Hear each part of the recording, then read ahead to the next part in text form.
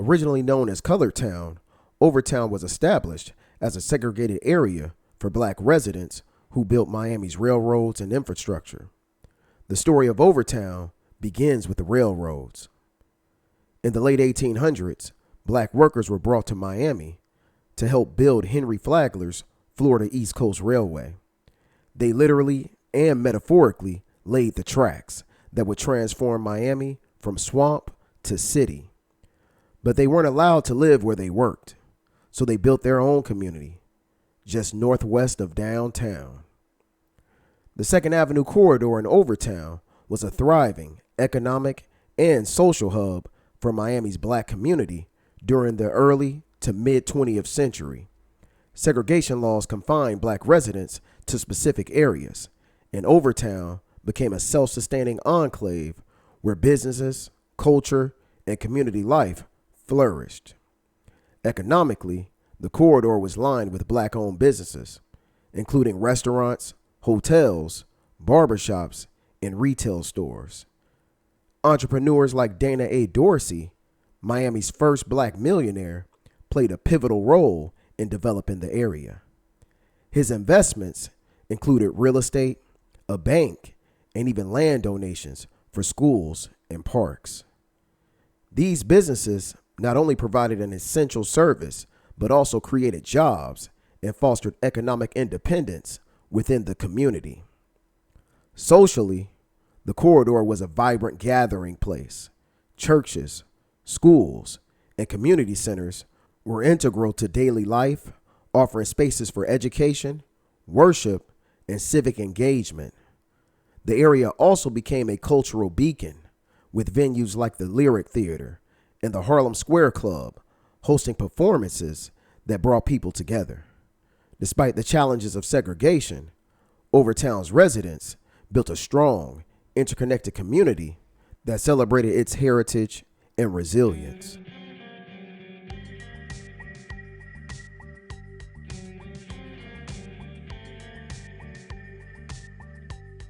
Overtown became a cultural haven. During segregation, world-famous black entertainers would perform at Miami Beach hotels, but couldn't stay there, so they came to Overtown. Little Broadway was the nickname for the vibrant 2nd Avenue corridor during its golden era from the 1920s to the 1960s.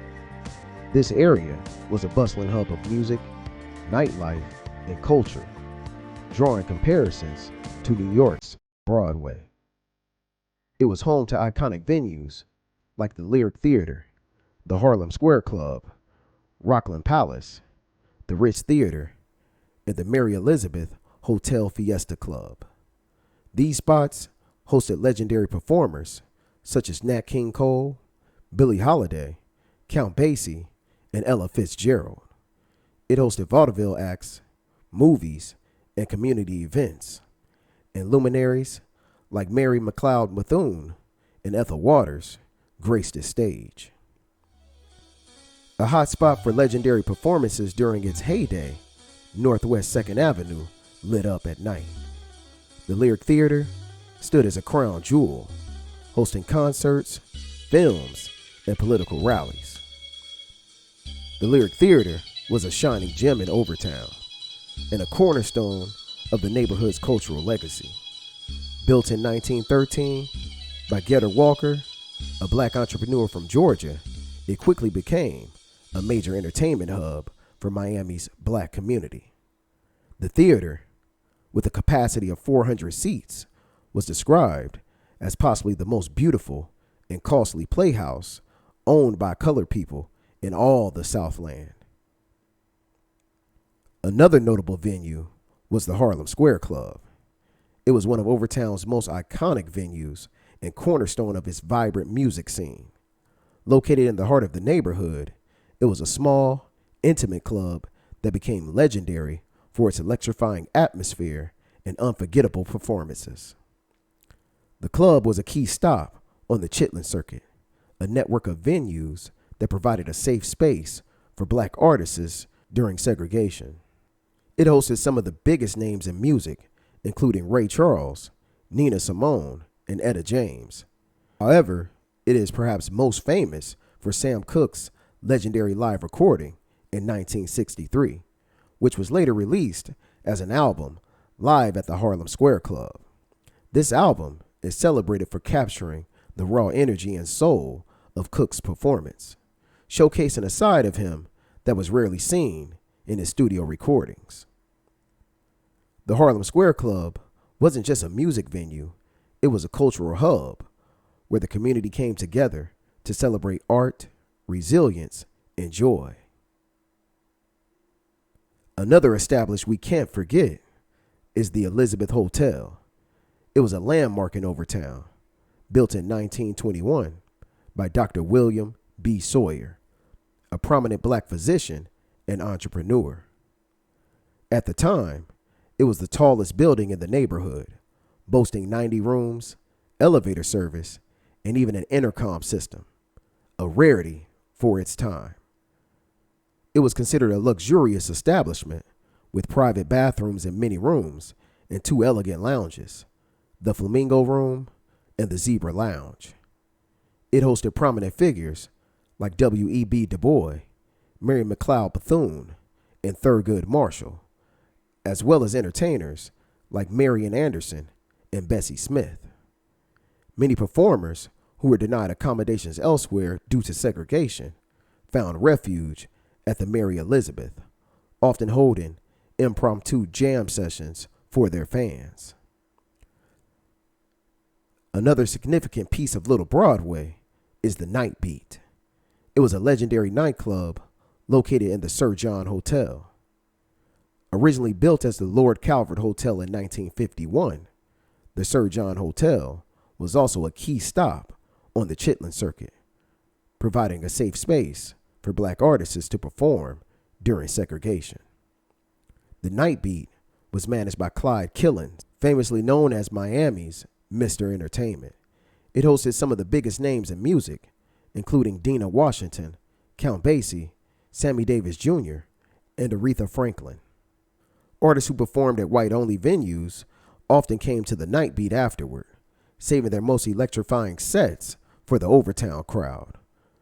The club was known for its lively atmosphere, where audiences, both black and white, came together to dance and enjoy unforgettable performances. The Sir John Hotel itself was listed in the Green Book, a guide for black travelers during segregation, and its pool was a popular hangout for visiting artists and community leaders. The Night Beat's legacy as a cultural and musical hub remains a vital part of Overtown's history. Overtown was a place where black artistry and intellect thrived, even as it was shut out from the rest of the city.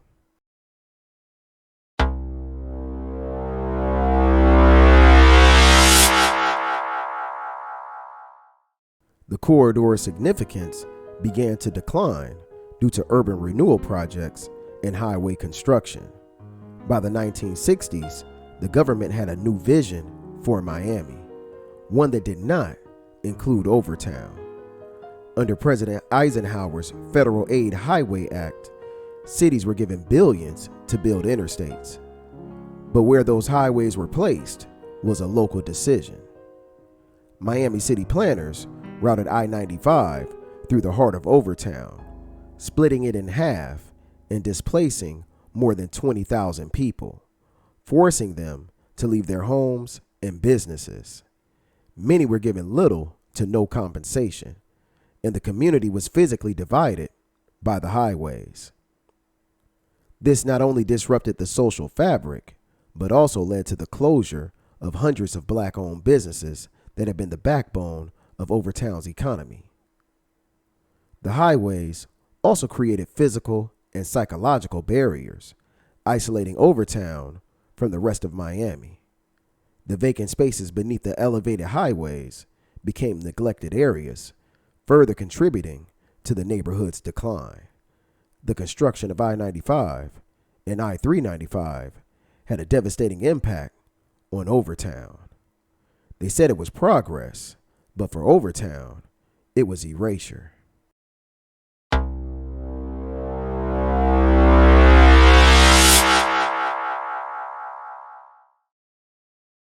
Overnight, Overtown was severed. Businesses lost customers. Churches lost congregations. Generations lost their homes. Redlining restricted black residents' access to loans and mortgages, preventing them from maintaining or improving their properties. This led to the physical deterioration of Overtown, labeling the neighborhood as slums, making it a target for urban renewal projects. Despite being a vibrant cultural and economic hub, Overtown was portrayed as expendable. This was a direct result of systemic neglect. The displacement of Overtown's residents disrupted generational wealth building and community cohesion. Drugs followed, disinvestment followed. The media labeled the community as blighted, the same community it had bulldozed. And as Miami's skyline soared, Overtown sank into obscurity.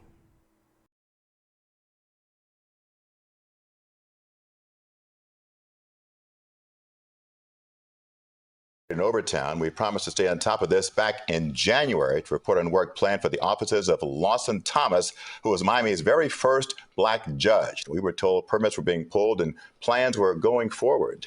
Well, we've got some good news to share with you. CBS News Miami's Hank Tester found progress has been made, and that is making local residents happy. Hard at work, restoration of the historic Lawson Thomas Law Office in Overtown. That's an important historical site. It was 10 months ago when we first visited the building with Overtown CRA Director James McQueen. A lot of history behind that door and the man who practiced law here for decades. It has a long way to go. That long way is underway.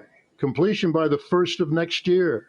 Frank Wynn remembers the law office and the man who practiced law in the heart of Overtown. Important to maintain these, to restore the old historic buildings? It's very important because, you got youth being born all the time, and a lot of them are not aware of the people that lived in their community or the contributions of those people. But even beneath the concrete, Overtown never gave up. The stories were still there, held by elders, sung through choirs, painted on murals. Efforts to revitalize Overtown have been ongoing, but the scars of urban renewal remain.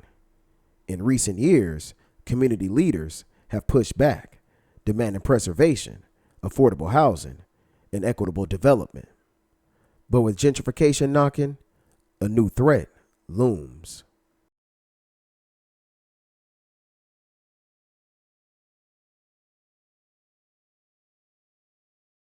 Overtown is more than what was lost. It is what remains, a story of excellence, destruction, and the unrelenting fight for remembrance.